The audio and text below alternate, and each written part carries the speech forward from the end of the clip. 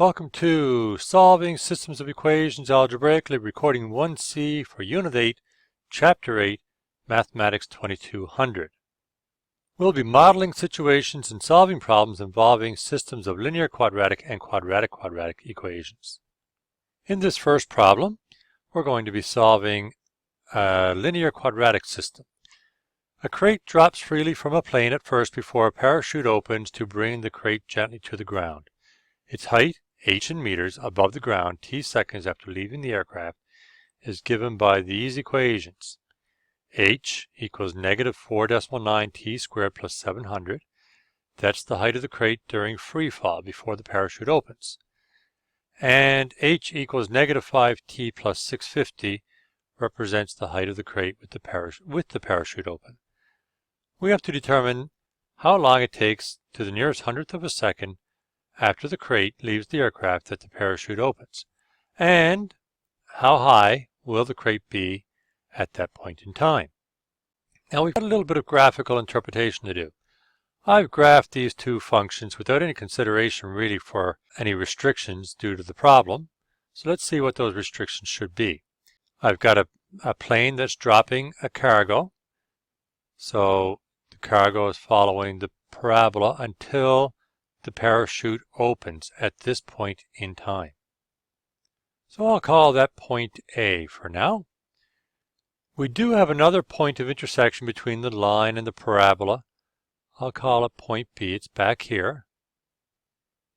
But point B doesn't make sense for the problem because that point would be before the crate is even dropped. So it's an inadmissible point. So we need to find point A. Now remember, in an algebraic solution, we're going to find both points. And really, the graph I'm using should have looked more like this. This piece of the parabola, this piece of the line until it hits the ground. So I'm going to solve the system, and I'm going to choose substitution because they're both already equal to h, so all I need to do is make these expressions equal to each other. That gives me a single variable left. It's a quadratic equation. I'll simplify it and make it equal to 0. Because it won't factor, I will have to use quadratic formula, like so. So under that root sign, I end up with 25 plus 980. I've got t equals negative 5 plus or minus the square root of 1005 all over negative 9.8. Getting our cases, case 1 where we use the plus, we get negative 2.72 seconds. That's the inadmissible value. The second case using the minus here gives us 3.75 seconds. So that seems sensible. Up on our graph, that means we know that the t coordinate there is 3.75.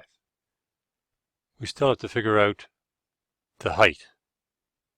The easiest place to do that is back here in the linear equation. So we'll plug that in. H equals negative 5 times 3.75 plus 650, which equals 631.25. That's in meters. So finishing up with the final statement, the parachute opens approximately 3.75 seconds after the crate leaves the plane and at a height of about 631.25 meters above ground. In this next example, we have to determine two integers that have these relationships. 14 more than twice the first integer gives the second integer. The second integer increased by 1 is the square of the first integer. Now, I'll let x represent my first integer. Let x represent the first integer and y represent the second integer. Now in the problem, the second integer is always expressed in terms of the first. So 14 more than twice the first.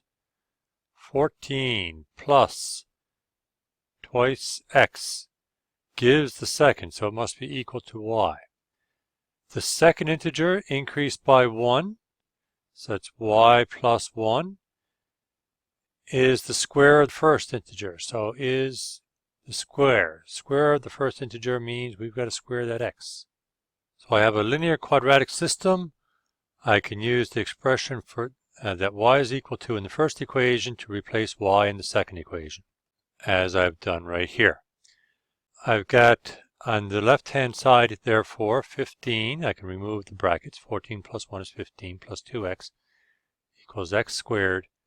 That gives me the quadratic equation 0 is equal to x squared minus 2x minus 15.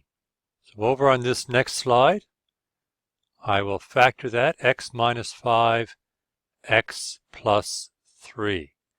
That gives us x equals 5 and x equals negative 3.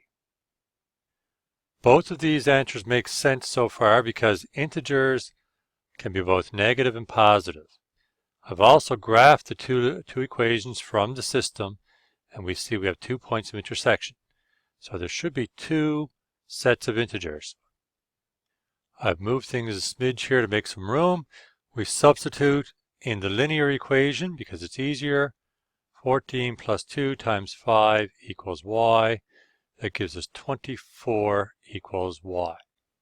Substituting the negative 3, I get 8, and therefore I have 2 pairs of integers that solve the problem.